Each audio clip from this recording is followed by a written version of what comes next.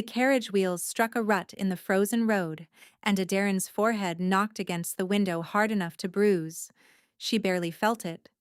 She had been watching the pines for an hour, counting them as they dissolved into the fog, trying to mark the moment her old life ended and whatever came next began. Somewhere between the 6th mile and the 9th, the land had stopped belonging to House Morvain. Somewhere between the 9th and the 12th, it had begun to belong to him, the broken Alpha King of Drakarn, the man who had not shifted in 7 years. The man whose first mate had been found dead in a birch grove with her throat open to the moon and her blood frozen black into the snow. The man whose howl, it was said, had cracked stones the night he learned of it, and whose silence since had been so complete that travelers crossing his borders spoke only in whispers, as if any louder sound might summon the ruin of him, and her stepmother had sold her to him. Adarin closed her eyes. She could still see Vesperine as she had stood in the drawing room the night before. Pale hair pinned high, rings glittering, voice so smooth it might have been announcing the supper menu. The terms are favorable, Adarin. You leave at first light. Do not make a scene. Celise is already inconsolable. Celise, the precious daughter. The one with gold curls and a laugh like bells, who had wept prettily into a lace handkerchief while Adarin's world ended in 3 sentences. A debt, Vesperine had said. A very old debt. The House of Drakarn was owed a daughter of Morvain, and the daughter had to be given, and Celise was too delicate, too promised elsewhere, too beloved. So it would be Adarin, the girl who was not quite a daughter and not quite a servant, whose mother had died when she was 4, whose father had followed when she was 11, leaving her to a woman who had never pretended to feel any tenderness for her at all. She had not wept. Not in front of them. She had walked up to her narrow room under the eaves, folded 2 dresses into her mother's old travel case, and sat on the edge of the bed, with her mother's silver pendant pressed to her lips, until dawn came gray against the window. She would not give Vesperine the satisfaction of tears. She would not give Celise the satisfaction of a farewell. The carriage lurched again, and through the glass Adarin saw the fortress. Her breath stopped. Drakarn rose out of the mist like a wound in the mountainside. 4 black towers. A wall of weathered stone older than the pines. No banners, no torches, no welcoming procession. Only iron gates shut against the morning, and above them a carving of a wolf with its head thrown back in a howl that had no sound. A wolf that could not be heard. Adarin pressed her palm flat to the cold window, and the silver pendant at her throat grew warm against her skin for no reason at all. The carriage stopped. She could hear the driver speaking in low tones with someone beyond the gate. She could hear the creak of hinges. She could hear her own heart, loud as a drum against her ribs. Then the door swung open, and cold air poured in, and a woman's voice said quite gently, "You may step down, my lady." My lady. No one had ever called her that. She gathered her cloak around her shoulders, took her mother's case in her hand, and stepped down into the courtyard of the broken Alpha King. The woman who had opened the door was old and small, wrapped in a shawl of dark wool. Her face was kind in the way winter is kind, bare, honest, without decoration. She inclined her head a fraction and turned to lead Adarin across the cobblestones. Adarin followed, her legs trembling beneath her. She had been told, her whole life, what to expect of Drakarn. She had been told the king kept no household. She had been told the courtyards were empty. She had been told the fortress was a tomb, and its master a ghost wearing a man's shape. But the courtyard was not empty. There were children, 3 of them, not more than 7 years old, chasing a wooden hoop across the cobbles with the shrieking joy of children anywhere. They did not flinch when they saw her. One of them, a boy with flour on his cheek, lifted a hand in greeting, then ran on. Beyond them, a stable boy was humming a tune she half remembered from her own childhood. Further still, two washerwomen laughed together as they pinned linen to a line, their voices easy, their shoulders loose. The courtyard of the broken Alpha King was full of life. Adarin stopped walking. The old woman ahead of her paused, turned, waited without impatience. "I was told," Adarin said, and her voice sounded foolish in her own ears, "that no one lived here, that he had sent everyone away." The old woman's eyes crinkled at the corners. "People say many things, my lady. Some of them are even true." She turned again and walked on. Adarin did not move. The pendant at her throat was warmer now. Not hot. Not burning. Only warm, the way a river stone grows warm in the palm. But there was no sun. The sky was the color of iron, and the air was cold enough to bite. Somewhere behind her, at the far end of the courtyard, a wolfhound began to bark. It was not a snarl. It was the sharp, joyful, astonished bark of a dog who has seen a friend it did not expect. She turned. The hound stood at the base of the northern tower, ears pricked forward, tail high, its whole body aimed at her like a drawn arrow. And behind the hound, half in shadow and half in the gray morning light, stood a man. Tall, dark-haired, very still. She could not see his face. She could only see that he had gone as motionless as a stag at the scent of wolves, and that his hand, resting on the hound's collar, had closed so tightly around the leather that it creaked in the quiet. And then, quite softly, in a voice pitched to carry across the courtyard and nowhere further, he said her name. Adarin. Not her title, not my lady, not the girl from Morvain. Her name. The name her mother had whispered to her on the last night of her life. The name Adarin had never given to a single soul since, because it had been her mother's and her mother's alone, and she had kept it safe for 14 years. She did not know how he knew it. She only knew that her pendant was burning now, and the sky above the towers had gone darker in the space of a heartbeat, and somewhere beneath her ribs, something she had never felt before had opened its eyes. 3 weeks passed at Dracarn, and after that first morning in the courtyard, Adarin did not see the broken Alpha King again. Not in the long halls where she learned to find her way without lamps. Not at the evening meal, where a place was always set for him and never filled. Not in the library with its cold hearth, where she took to sitting in the afternoons because the quiet there felt less like punishment and more like permission. She had been given a room. She had not expected a room.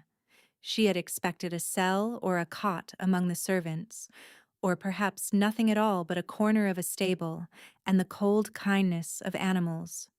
Instead, she had been shown to a chamber in the eastern wing, with walls the color of cream, and a bed piled high with furs, and a window that looked out over the birch forest where the wolves of Dracarn had once run in their thousands. This was hers, the old woman had said on the first night, and Adarin had not needed to ask whose. The old woman's name was Nessa, and she had grown quieter as the days passed, watching Adarin with something that was not quite pity and not quite hope. On the 4th night, Adarin had dreamed of a wolf. It was not a dream she remembered clearly on waking. Only fragments, eyes the color of dark honey, a forest she had never walked, a sense of enormous sorrow, so wide it felt less like a feeling and more like a country. And one small, impossible sound, a wolf trying to howl and finding only silence, and trying again, and finding only silence, and trying again. She had woken with her face wet. She had not told anyone. By the end of the 2nd week, she had begun to notice things that did not fit. The household was smaller than it should have been, but it was not broken. The people smiled when she passed them and nodded, and seemed, against all the stories, to be glad that she was there. Bread appeared at her door in the mornings, still warm. A cloak lined with fur had been left on her chair one evening without a note. And once, when she had cut her finger on a rose thorn in the dead garden, She had looked up to find a boy of perhaps 9 watching her from behind a column, holding out a folded cloth. They knew something about her that she did not know about herself. She was sure of it. And somewhere in the fortress, the man who had said her name was staying out of her path on purpose. She saw him properly on the 15th night. She had gone to the window, unable to sleep, drawn by a restlessness she could not name. The pendant at her throat had been warming for hours, and outside the snow had stopped falling, and the moon was full and high and bright enough to throw shadows across the inner courtyard below. A man stood in that courtyard. He wore no cloak. His shirt was open at the throat. His dark hair fell across his forehead, wet with melting frost, and his hands hung at his sides with the terrible stillness of someone holding himself together by will alone. He was alone. He was trying to shift. Aderin understood it the way one understands grief in another, without being told. She watched his shoulders gather. She watched the tension run down through his arms and into the cobbles. She watched the moonlight strike his face, and she watched him wait, head bowed, for something that had not come to him in 7 years. Nothing came. After a long time, he made a sound. It was not a howl. It was the broken half-beginning of one, a breath that tried to become a voice, and then folded in his throat.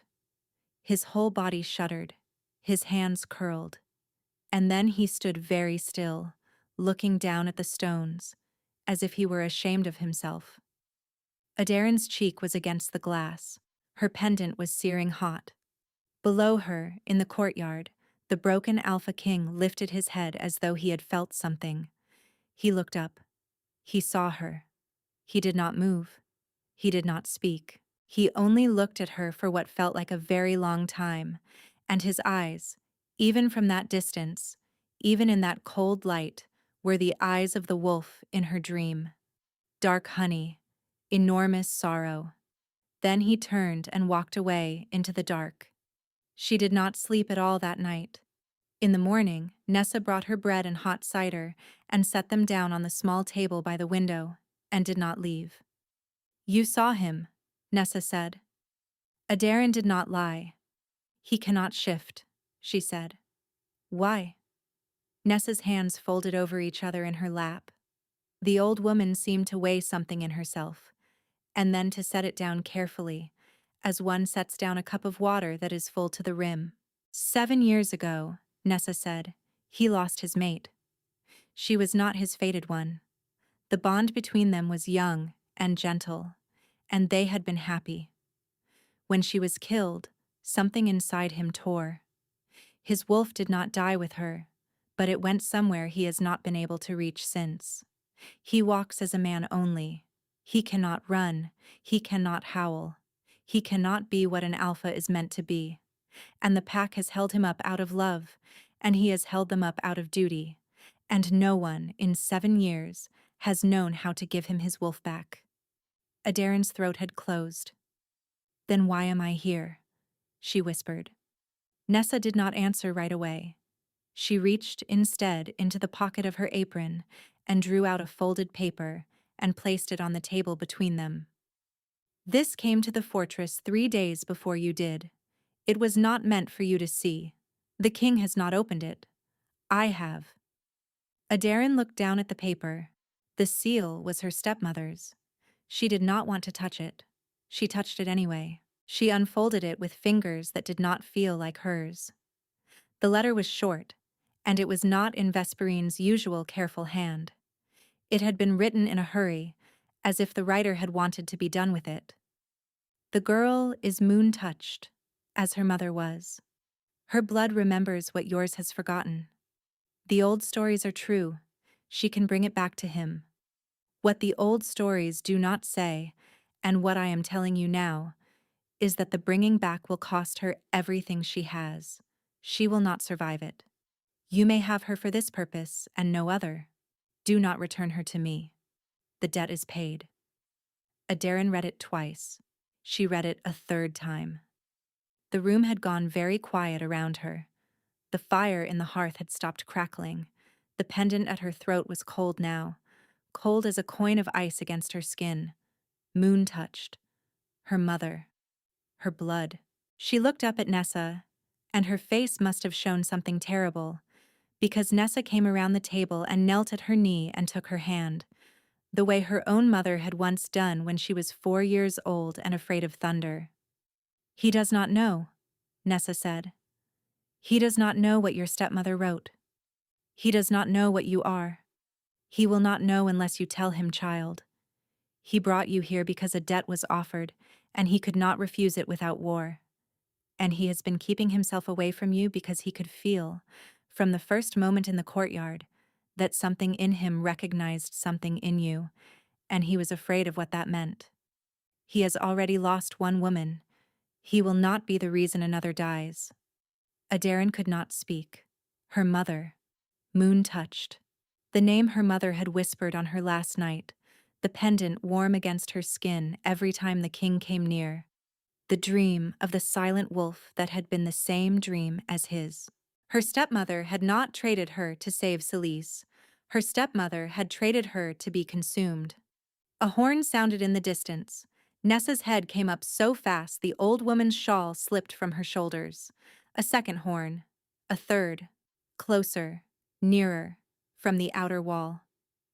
"That is the watch," Nessa said, rising to her feet with a speed that did not match her years. A fourth horn, and this one was not a warning but a scream. "That," Nessa whispered, "is the gate." The door of Adarin's chamber slammed open before Nessa had reached it. A young man stood in the frame, breathless, his sword already drawn. His eyes found Adarin, and relief moved across his face so fast she almost missed it. "My lady, you must come. Now." "What is happening?" Nessa demanded. Nessa. Riders. 30. Perhaps more. They came through the eastern ford under the banner of truce, and when the gate opened they cut down the 2 men holding it. His jaw tightened. "They are inside the walls. They are looking for someone. They are asking for her." He meant Adarin. They were asking for her by name. Adarin's knees almost gave out beneath her, and she steadied herself against the edge of the writing table, and in that moment the letter from Vesperine fluttered off the surface and landed face up on the stones, and she understood with a clarity colder than the morning that her stepmother had not trusted the old debt to do its work alone. If the bringing back would not kill her, Vesperine had sent men who would. "The king," Adarin said. Her voice did not shake. She was almost surprised by this. "Where is the king?" The young man's face darkened. "The king is in the courtyard. They have gone to him first." Nessa made a low sound of fear. "Take me to him," Adarin said. "My lady, my orders are to hide you. Take me to him." He looked at her. Whatever he saw in her face made him turn without another word and lead her at a run through the corridors, down a stair, through a gallery where tapestries had been pulled from their rods, past a window broken inward with a spatter of dark blood on the sill, and out onto the colonnade that overlooked the inner courtyard. Adarin stopped at the rail. Below her, the courtyard was a scene out of a nightmare. 6 of the king's men lay on the stones. Some were still moving. Others were not. A ring of riders in black leather surrounded a single figure at the center, and that figure was the broken Alpha King, unarmed, bleeding from a long slash above his eye, standing between the attackers and the door of the servants' hall, because on the other side of that door were the children she had seen playing hoops in the courtyard on her first morning. He was holding them off with nothing but himself, and he was losing. Adarin did not remember deciding to move. She only knew that her hand closed around the rail, and the pendant at her throat went white-hot, and something beneath her ribs that had opened its eyes 3 weeks ago opened its mouth. Light poured out of her. It was not golden. It was not the warm, gentle, healing glow of the old stories she had half heard as a child. It was silver. Silver like the inside of the moon. Silver like the blade of a sword pulled out of cold water. It rose off her skin in a slow, terrible radiance, and the silver pendant at her throat lifted itself from her chest on its chain and hung in the air before her like a small second moon. The riders in the courtyard turned their faces up toward her, all of them, at once. The light struck them. They screamed. It was not a burning scream. It was a scream of unmaking. Aderin felt it the way one feels a stone dropped into deep water, the ripples going out, and she understood without being told that what her blood did to the things her stepmother had sent was exactly what her stepmother had counted on it doing to her. She made it stop. She pulled the light back into her ribs, gasping, and she looked down. And the men in black leather were on their knees in the courtyard with their hands over their faces, and the broken Alpha King was standing in the center of the ring looking up at her. Not at the light. At her. His face had changed. The stillness that had held him like a shroud for 7 years had cracked straight down the middle. His mouth was parted. His eyes were wide. And as Aderin watched, his shoulders drew back and his head tilted and his whole body went taut, with something she recognized at once, because it was the same thing she had watched him fail to do by moonlight in the courtyard below her window. He was shifting. Only this time it did not fail. The sound that tore out of him was not a howl. Not yet. It was the raw, wrenching, almost human cry of a man whose soul had been returned to him after 7 years of being held under the water of his own grief. His bones moved, his skin went dark, his clothes split. And where the broken Alpha King had stood, a wolf the size of a warhorse rose up onto 4 long, trembling legs and lifted its head and looked at the men on their knees. The howl, when it came, shook the stones. It was answered.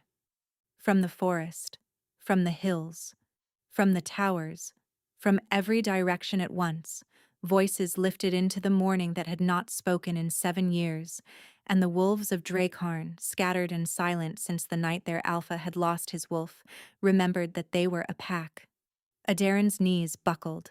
The young man beside her caught her elbow. Below, the wolf that had been the king moved through the riders with a speed that did not look possible, and it was not mercy, and it was not rage. It was only the clean, terrible verdict of an alpha whose house had been entered and whose people had been wounded. It was over very quickly. When the last rider fell, the wolf turned, and it looked up at Aderin on the colonnade. And it began to change again. She went down the stairs, one hand on the wall, the other pressed to the pendant that was now only faintly warm. The young man did not try to stop her. By the time she reached the courtyard, the wolf was a man again, on his knees on the bloodied stones, his head bowed, and breathing like someone who had forgotten how. Aderin knelt in front of him. He did not lift his head.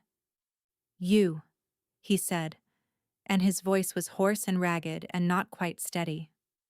"You are not what they said you were." "No," she whispered. "I am not what I was told either." He looked up. Dark honey eyes. Enormous sorrow. And now, underneath the sorrow, something new and raw and frightened, because he had just felt his wolf come back to him after 7 years, and he knew exactly who had given it back. And he knew, the way she knew, that no common bloodline could have done such a thing. He knew what she was, before she did. "Aderin," he said, the way he had said it in the courtyard 3 weeks ago. Her true name, her mother's last name, the name she had kept. "Who told you that you were nobody?" She could not answer him, because somewhere behind them, in the doorway of the servants' hall, a small voice she did not know said, "My lady, you are bleeding." And when Aderin looked down at her own hands, she saw that the silver had taken something from her after all. Her fingertips were white, not pale, white, the color of bone, the color of the moon in the instant before it sets. And she understood, quite calmly, what the letter had meant when her stepmother had written that the bringing back would cost her everything she had. He carried her. Aderin did not remember being lifted. She only remembered the cold stones beneath her knees and the small voice saying she was bleeding, and then his arms beneath her shoulders and under her knees, and the world tilting as he rose and took her out of the courtyard with the careful, terrible gentleness of a man carrying something he was afraid to break. He did not take her to her chamber. He took her to his. It was a room she had not seen. Dark wood, a wide hearth where a fire had been built high, a window looking east over the birches. He laid her on the bed and drew the fur coverlet up over her legs, and then he sat on the edge of the mattress, and he took her left hand in both of his, and he turned it palm up to the firelight. Her fingertips were still white. He looked at them for a long time. "Tell me," he said quietly, "what the letter said." She did not ask him how he knew there was a letter. Something had been opened between them in the courtyard that did not close with the closing of the door. He had felt it too. He had the grace not to pretend otherwise. She told him, every line, every word, moon-touched as her mother was. Her blood remembers what his has forgotten. She can bring it back to him. The bringing back will cost her everything. Do not return her to me. The debt is paid. She had expected rage.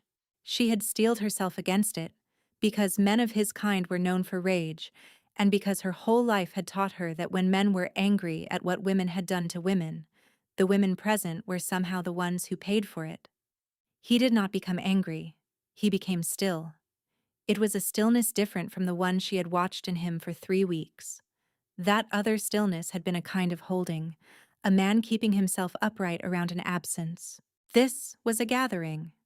She could feel, even with her eyes half closed, the way something in him was collecting itself into a single point, and she understood, with a small cold thrill, that this was what he had looked like once, before he had lost his first mate. This was the alpha. "Adaryn," he said.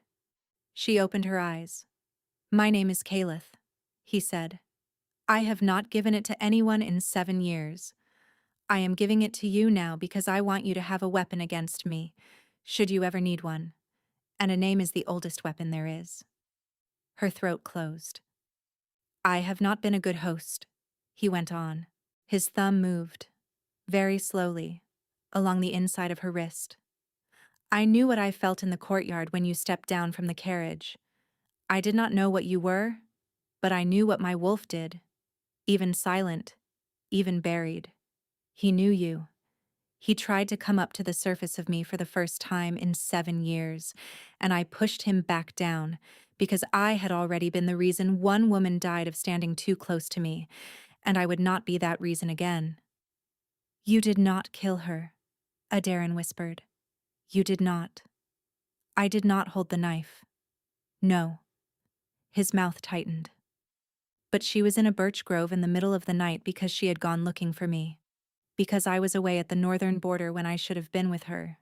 Because I had taken my pack to a fight that could have waited a month, and it could not wait in the end because I chose the fight over the wife. And she did not sleep well when I was gone, and she walked.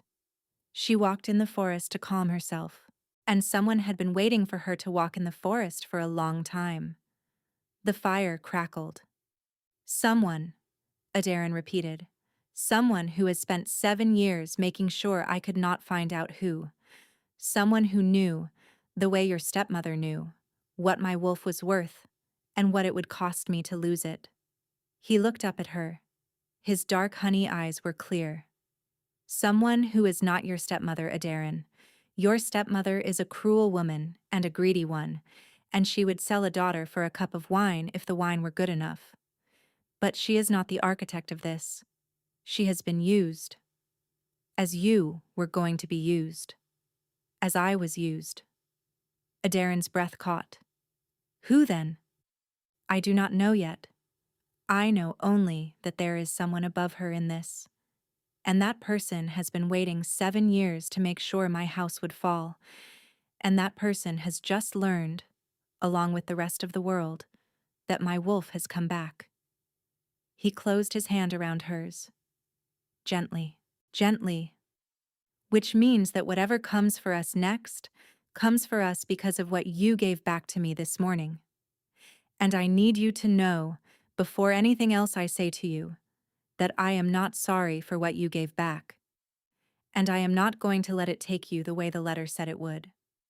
She made a sound. She did not know if it was a laugh or something worse. Caliph, look at my hand. I am looking at your hand. Look at it. He did. Her fingertips were still white, but the white had crept down to the knuckle of her index finger, further on her ring finger.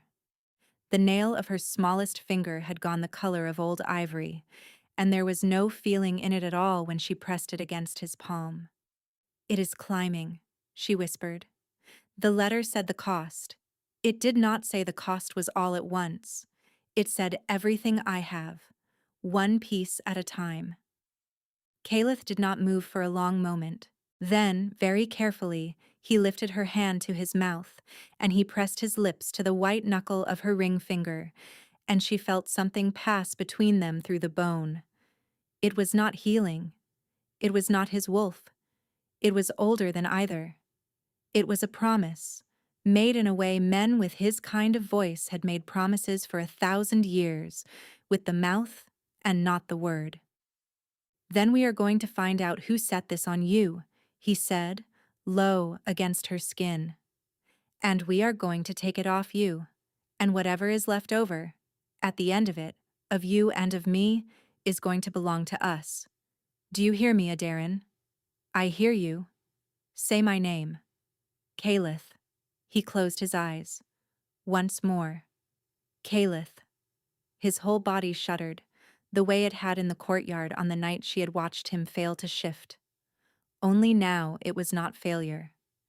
Now it was the settling of a man who had been held together by duty for 7 years and had just been given permission to be held together by something else instead. The door opened. Nessa came in without knocking. Her face was gray. She did not look surprised to find them together. She only set a small, sealed scroll on the table by the fire and said, in a voice that was not steady, "A rider. Under the white flag. From the capital." Caliph's head turned. "What does it say?" "I did not open it. It is addressed to the king, not to me." He let go of Adarin's hand with a care that undid her, and crossed to the table and broke the seal, and read. She watched his face. She watched the exact instant the last color went out of it. "What?" she whispered. "Caliph, what is it?" He did not answer her at first. He read the letter twice, then he folded it, once, and once again, and he set it back down on the table, and he turned to face her, and his dark honey eyes had gone as cold as the sky above his towers. "The capital has fallen," he said. "The Regent Council has been dissolved. A new hand sits on the high seat, and that hand has proclaimed at dawn this morning that the broken Alpha King of Drakarn is a traitor to the realm for consorting with a witch of moon-touched blood. My lands are forfeit. My title is stripped. My people are to be brought under the banner of the new seat before the next full moon, or put to the sword." Adarin could not speak. "The name signed at the bottom of this letter," Caliph said, "is the name of the man who has been waiting 7 years, and it is not a name I expected to see." He crossed the room to her. He knelt beside the bed. He took her whitened hand in his, and he did not flinch from the cold of it, and he said, "Will you ride with me?" She thought of the carriage, and of Vesperine's voice announcing the supper menu, and of her mother's pendant, and of the silent wolf in her dream, and of the small voice in the doorway of the servants' hall saying, "My lady, you are bleeding." "Yes," she said, "I will ride with you." They left Drakarn at moonset. Caliph would not let her ride alone. He lifted her onto the saddle in front of him and wrapped his cloak around them both, and for the first league she did not lean back against his chest because she did not quite believe she was allowed to, and for the second league she did. And by the third, the pendant at her throat had warmed to the temperature of a living thing, and his arm around her waist had steadied into the quiet certainty of a man who had decided something. 200 riders went with them. Nessa had wept when she saw that number, not from fear, but from gladness, because 200 was more than had ridden out of Dracarn under its alpha in 7 years, and every one of them had come at a single word from him. The pack, Adaryn understood, had only been waiting. They rode hard through the night and into the gray hour before dawn. Caliph spoke to her as they rode. He told her about his first mate. Her name had been Seren. She had been a miller's daughter from a valley east of the capital, and he had met her when he was 22, at a harvest fair, and he had not known she was anything other than a girl with flour on her sleeve until he had looked into her eyes. They had been bonded within a season. She had been killed within 3 years. He did not pretty any of it. He told her that he had loved Seren, and that Seren was not what Adaryn was, and that he had loved her anyway, with the whole of what he had been at 25, and that losing her had not been the same shape as what he felt now when he looked at Adaryn, and that she deserved to know the difference before he asked her to become anything to him at all. "I am not asking you to be her," he said, quietly, into her hair. "I know," Adaryn said. "I am not asking you to be mine, because my wolf came back when you stood on the colonnade. I know. I am telling you who I have already been, because I will not have you give yourself to a man whose past you do not know. My first wife was a good woman and I failed her. You should know that I am a man who can fail a good woman. It is not a thing I hide." She turned her head against his chest. "Caliph." "Yes." "The letter from your capital. Whose name was on it?" He was silent for a long time. "Varin of Halloweth," he said at last. "My mother's brother. The last of her line. The man who stood as regent in my name when I was a child, and who swore me into my alpha when I was 15. The man who walked me to Seren's grave and held me up when I could not stand." The horse beneath them moved steadily on through the cold. "He killed her," Adaryn said. She did not ask. "I think so. I did not know until this morning. 7 years of silence and I did not know. He had me persuaded it was raiders. He had me persuaded that the guilt was mine, which kept me small and quiet and unwilling to shift and unwilling to lead and unwilling to marry again, which kept the high seat empty, which kept him close to it."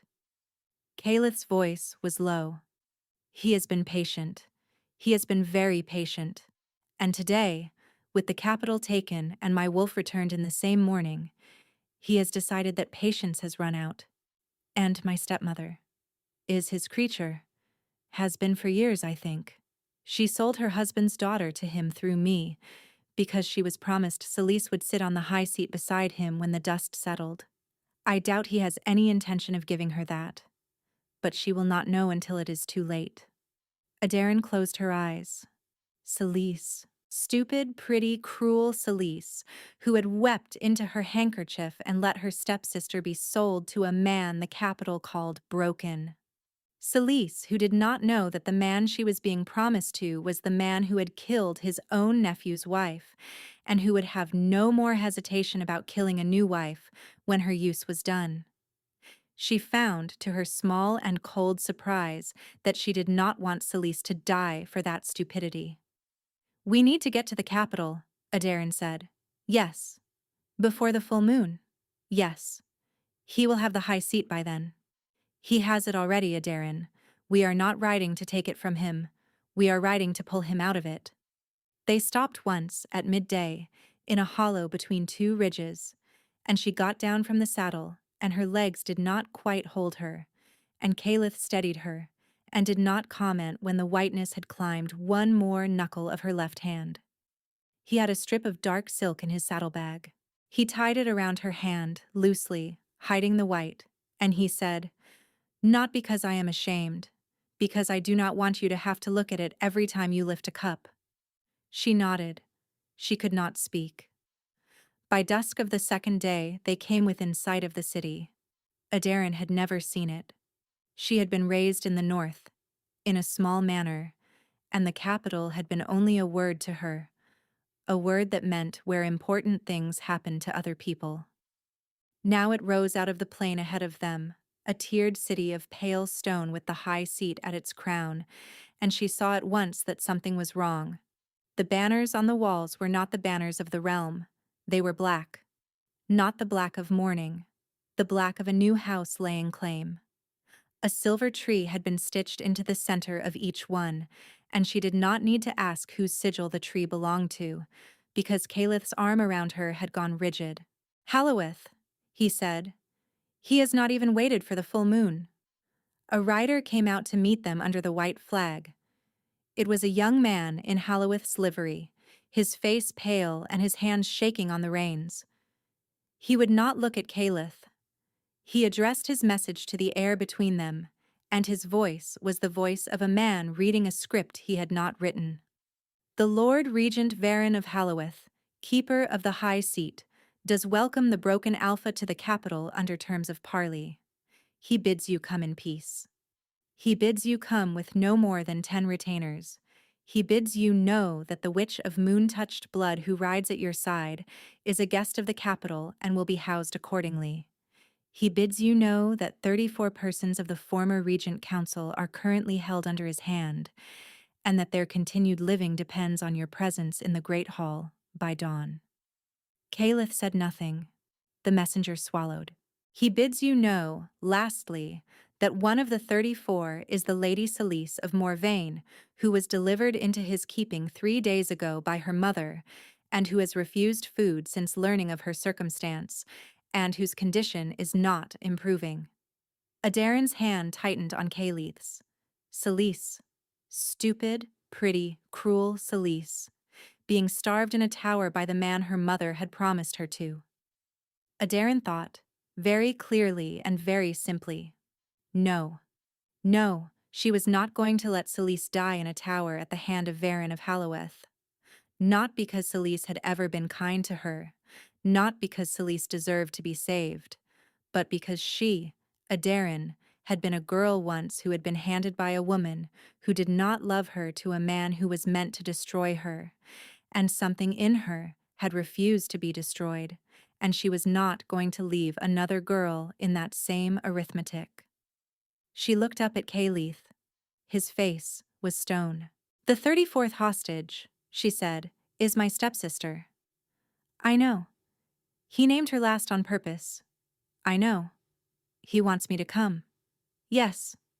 She looked back at the black banners on the pale wall, and at the messenger who would not meet their eyes, and at the city rising behind him like a trap that had already been sprung and was only waiting to be entered. "Then I will come," she said. Calith fought her. He did not fight her in front of the messenger. He sent the messenger away with the reply that the broken Alpha of Dracarn would be at the Great Hall by dawn, and then he dismounted in the hollow of a stand of black pines a quarter league from the walls, and he set her down on her feet and took her by both shoulders and said, "No. Calith. No, Aderin, not this, not alone. He will not kill 34 people if I am in the hall. He will kill 34 people if I am not. And you already know this. I know he will use you. I know what men like him do with women who have given back what you gave back to me this morning.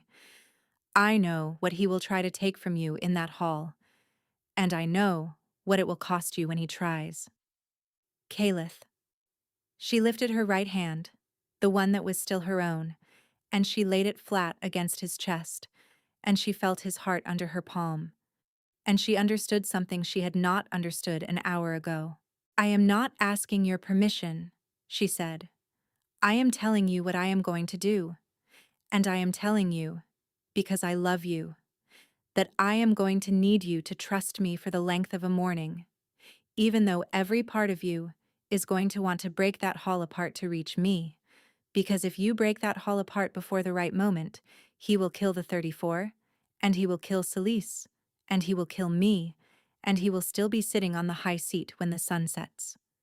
He had gone very still at the word love.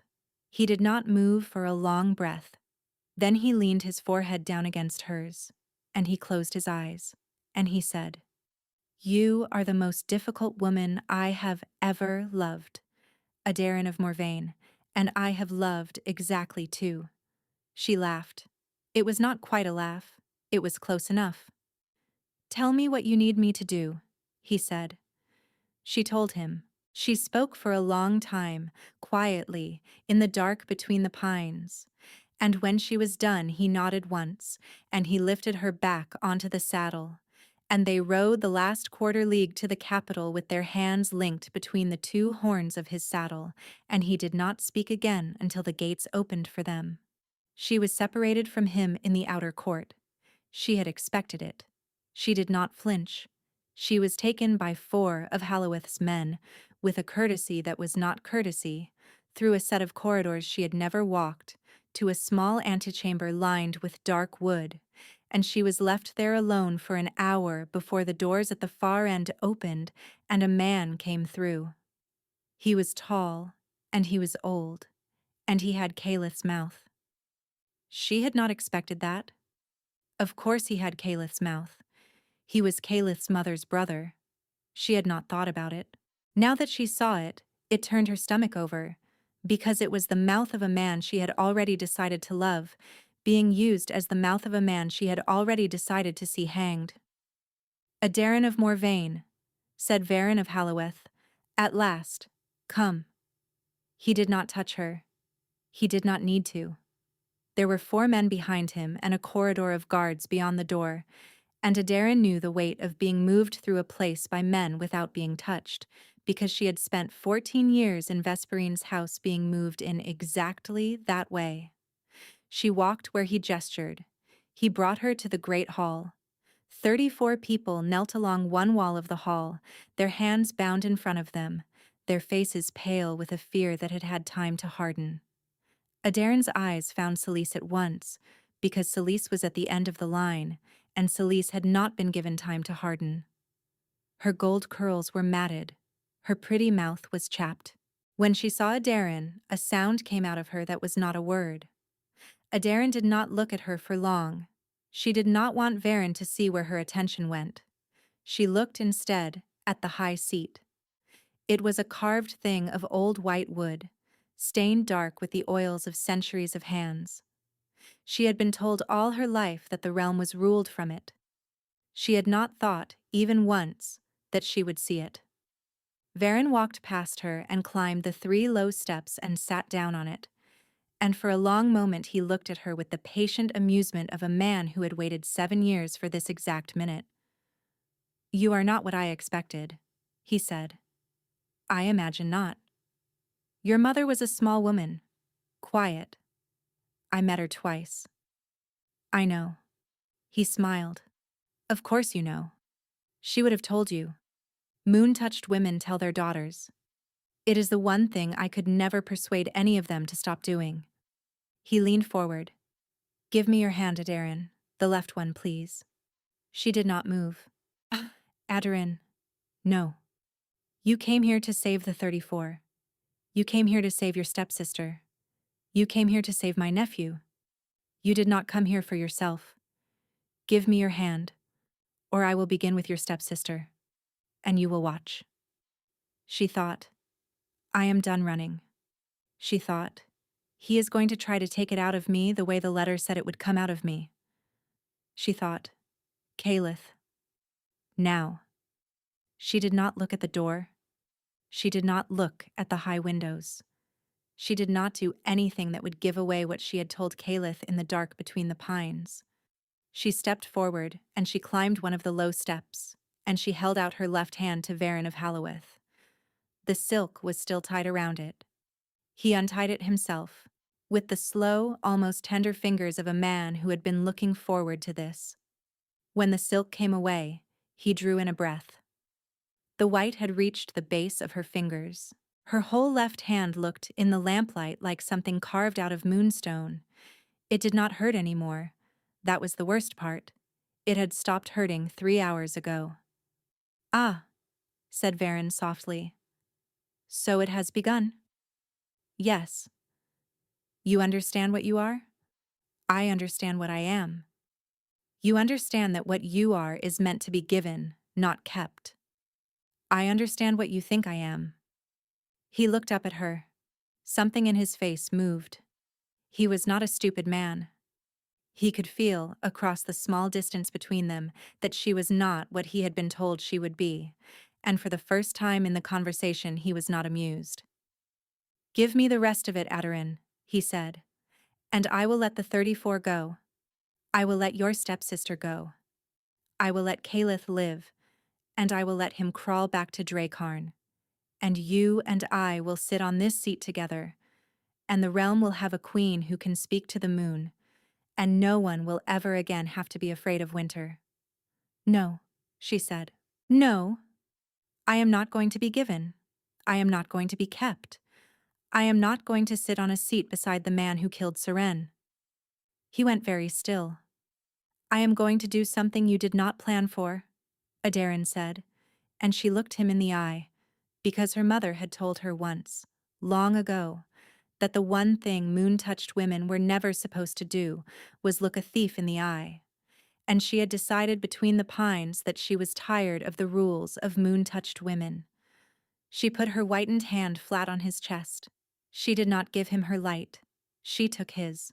Whatever he had stolen from Seren in a birch grove 7 years ago, whatever he had stolen from Caliph through 7 years of quiet lies, whatever he had stolen from the 34 by bringing them to this hall in chains, she pulled it out of him through the bones of his ribs, because the old stories had said moon-touched blood remembered what his had forgotten. And it turned out that what his had forgotten was that what can be given can also be called back. His mouth opened. No sound came out. The high windows of the great hall exploded inward in a shower of colored glass, and through them came wolves. Not 1, not 10. The pack. All of them. The 200 who had ridden with Caliph from Dracarn, and more, because every wolf within the sound of this morning's howl had come at a run, and they poured through the windows and over the gallery and down into the hall in a silent black tide. And at the center of them came a wolf the size of a small horse with dark honey eyes. Caliph had waited for her signal. She had given it when she took his uncle's light. She held Varen of Halloweth pinned by the palm of her whitened hand against the high seat, and she did not look away from his face as the hall filled with the rescue she had planned, and when she finally did speak to him, her voice was soft. "You should have let the moon alone," she said. The wolf that was Caliph reached the high seat. The last thing Varen of Halloweth saw was his sister's mouth, on his nephew's face, on the muzzle of a wolf that had come back to itself because of a girl he had not bothered to be afraid of. It was, on balance, a fair ending. The wolf did not strike him down. Aderin had half expected that, had braced for it, even, the way one braces for a roof to fall. But the wolf that had been Caliph stopped at the foot of the high seat and lifted its great head and looked at her, not at Varen, and she understood that he was asking her a question, asking whether the killing belonged to him or to her, or to no one at all. Varen of Halloweth was gasping beneath her hand. He was not dying. She had not taken enough for that. She had taken only what he had taken from others, which was a great deal but not the whole of him, and what was left in him was an old man with his mouth open and his eyes wet, and his lie finally stripped off him like a cloak that had never been his. Not his death, Aderin said quietly.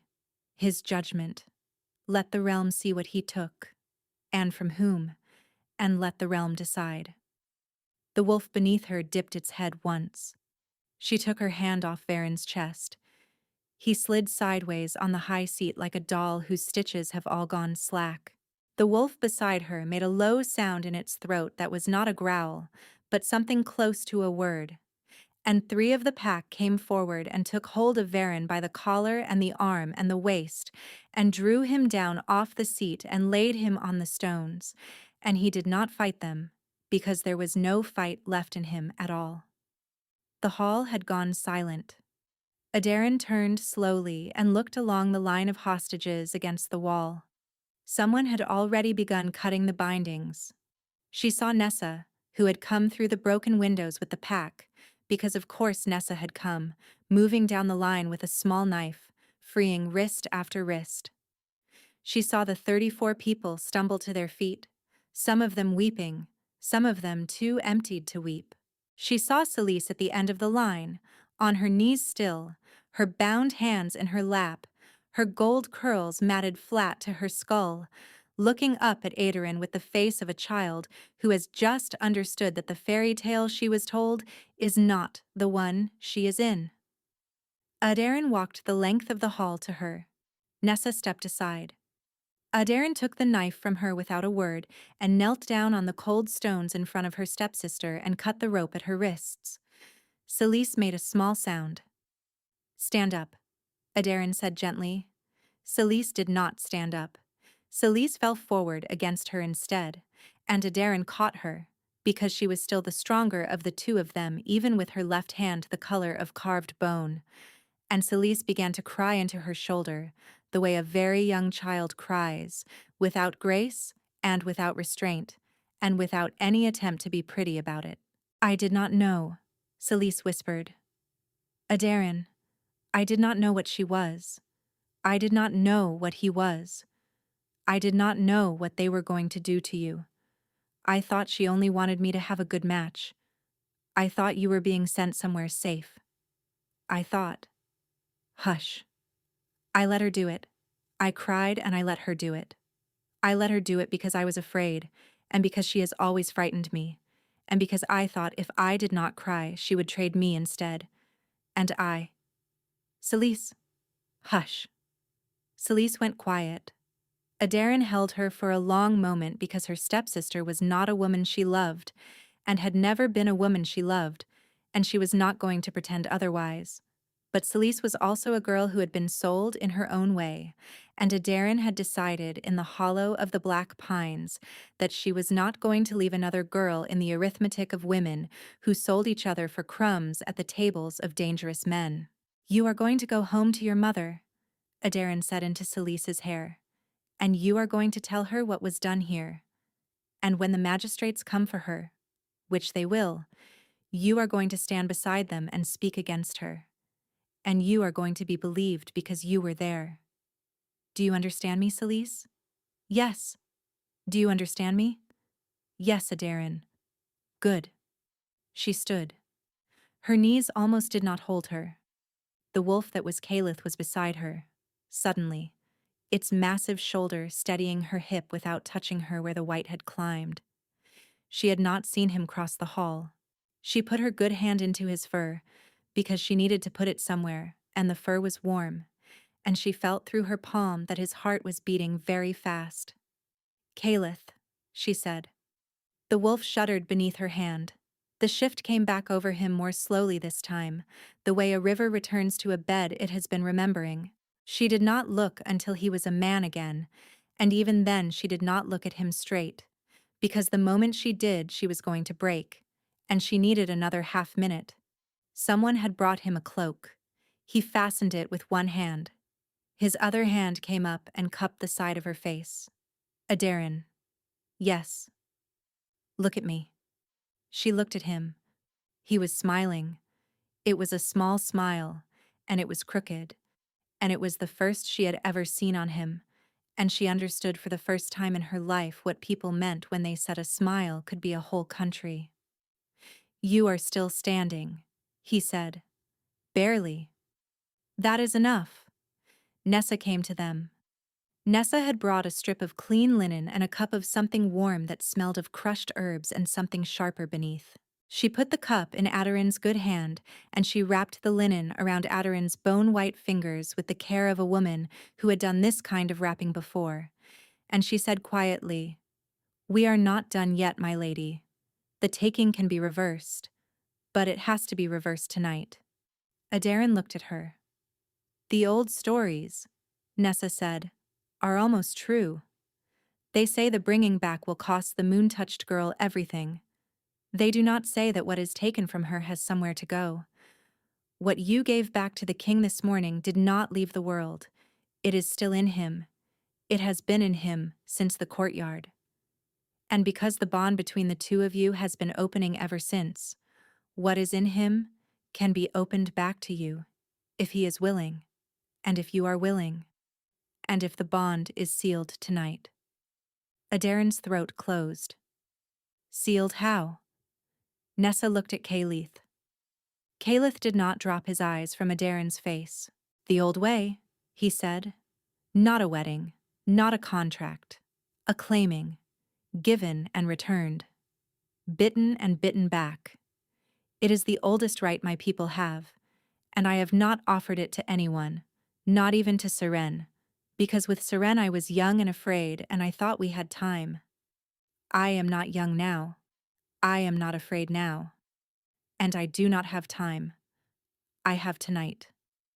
And I am offering it to you, Adarin, here on this floor, in front of these witnesses, because I do not want you to spend one more hour wondering whether what was given back to me belongs to you, because everything that was given back to me belongs to you, and I would like the realm to know it.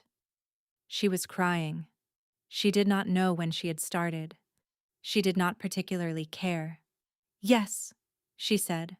Yes, what? Yes, Caliph. His hand shook against her cheek. They did it on the floor of the great hall, not on the high seat. Caliph would not go near the high seat. They did it at the foot of the 3 low steps, kneeling in a circle cleared by the wolves and the 34, and Nessa and Celise, who had stopped crying and was holding herself very straight, because Adarin had told her to. A fire was lit in the central hearth that had not been lit since the old Alpha King last sat the high seat. Someone brought a cup of clear water. Someone brought a cup of red wine. Someone brought a piece of black bread. These were set between them on a square of white linen, and Caliph, who had clearly done this in ceremony 100 times for other people and never for himself, spoke the old words in the old tongue, and Adarin did not understand the words and did not need to, because the shape of them was the same in every tongue. I see you. I know you. I choose you. I will not unmake this. He took her good hand and turned it palm up and bit, gently, into the soft mound at the base of her thumb. It did not hurt.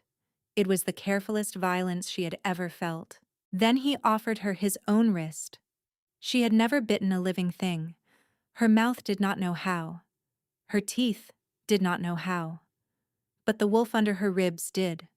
The one that was not a wolf, and had never been a wolf, and was something older than wolves.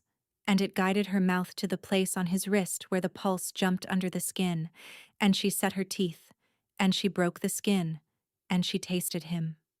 What happened next did not happen in the hall. It happened somewhere further in. She was on a ridge of pale stone above a forest she had never walked. He was beside her.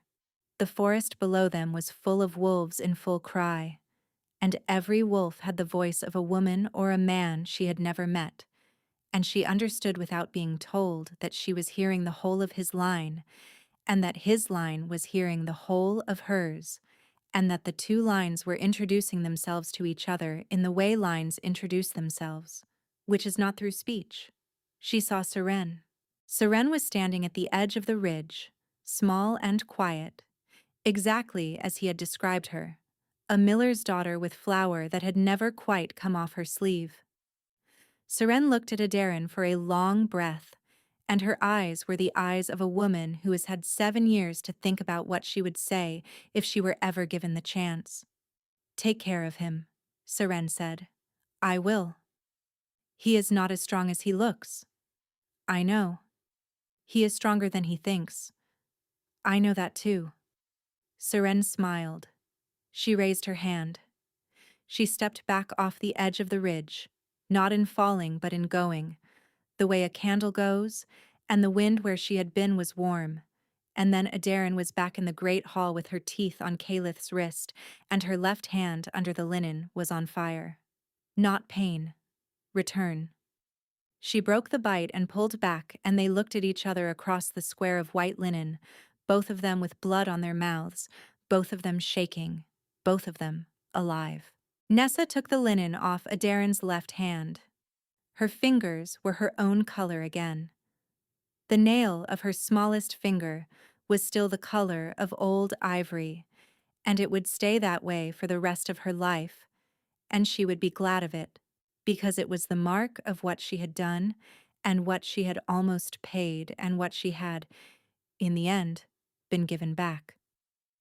Caliph lifted that hand to his mouth and kissed the ivory nail, and then he put his forehead down against her good hand, and he wept, once, silently, the way a man weeps who has been taught not to, and she let him, because he had earned it.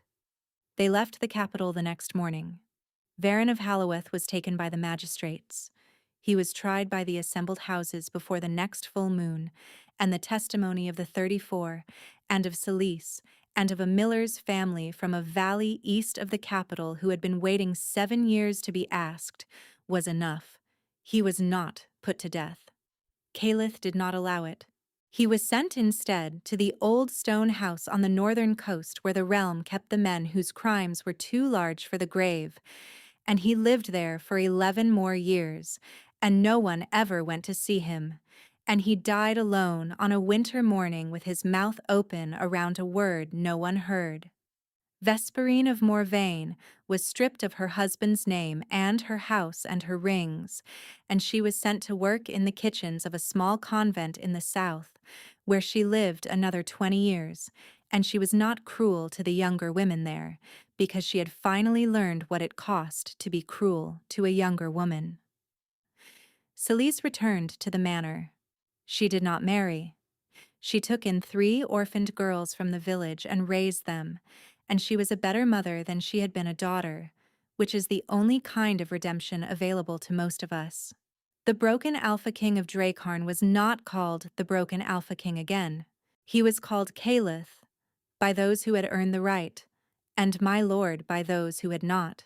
And the new banners of his house, stitched by Nessa and by Adarin and by 3 of the washerwomen from the courtyard, showed a wolf howling at a moon, and the moon was silver, and the wolf was dark, and the old carving above the gate, the wolf whose howl could not be heard, was taken down and put in the crypt because it was no longer true.